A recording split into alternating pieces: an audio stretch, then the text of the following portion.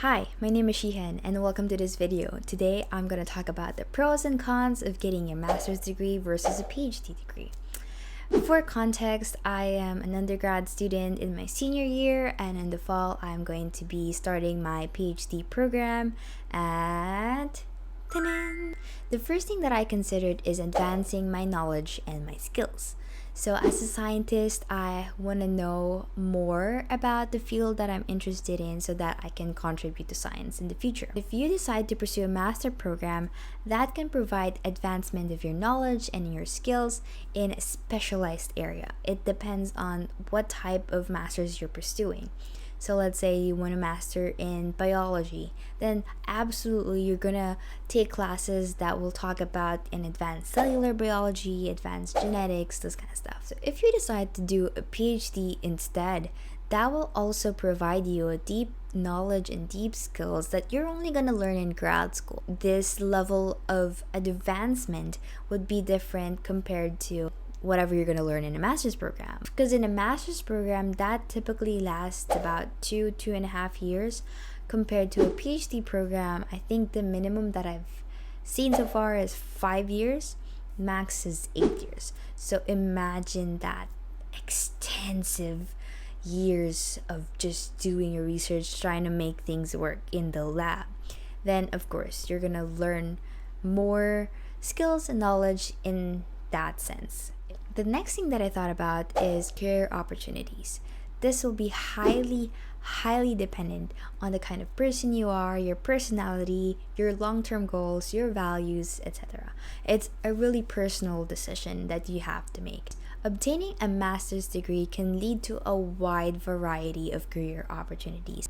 What you're going to look at is how you're going to be able to transfer your skills that you learned in your master's degree to the job description that they're looking for. I have a lot of friends who have gone this route, and I can tell you that they're doing fantastic. Master degree holders in STEM field can also work in the government, in industry, just like what I said earlier, in non-profit organizations, and also in academia. Believe it or not, I have instructors in school who are master's degree holder and they don't have their PhD, but they can teach. However, there are limitations that a master's degree holder experience that I'll talk about later on. So now let's go to the PhD side of things.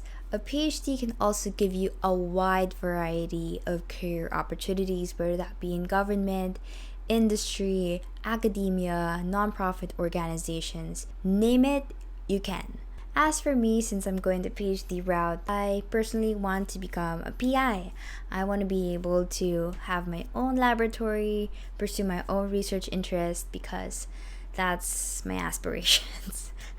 Let's talk about us another time. So now let's go to the money talk. Like, how much do masters and PhD holders earn?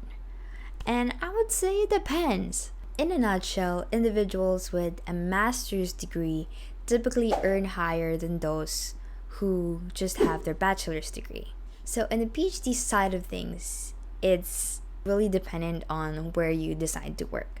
Academia is pretty much tight when it comes to their salaries if you work as a professor in a university, and it also depends on what kind of university you go. Your salary as a PhD also differs when you're working in a big research institution or a private pharma, those kind of stuff. The next thing that I thought about is the financial cost, how much money I will take out just to get this degree. A master's degree in the US, most of the time you will have to pay for it. There are scholarships that I know of that allow students to do their masters without paying anything, but they're very limited and very competitive. Compared to a PhD, most of the programs that I applied to offer fellowships. That means for the entire duration of your PhD program, you will be paid with a stipend, your health insurance will be covered, you don't have to pay for tuition.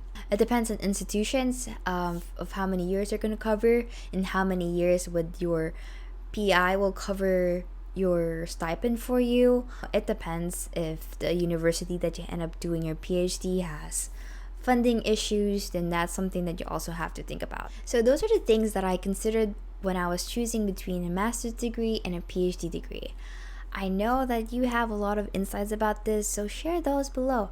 If you have anything else that you considered between a master's and a PhD that I didn't mention, share them as well so that we can help someone out. At the end of the day, it's all going to be up to you, your values, your long-term goals, and your personality. So I wish you the best, and I'll see you soon. Bye.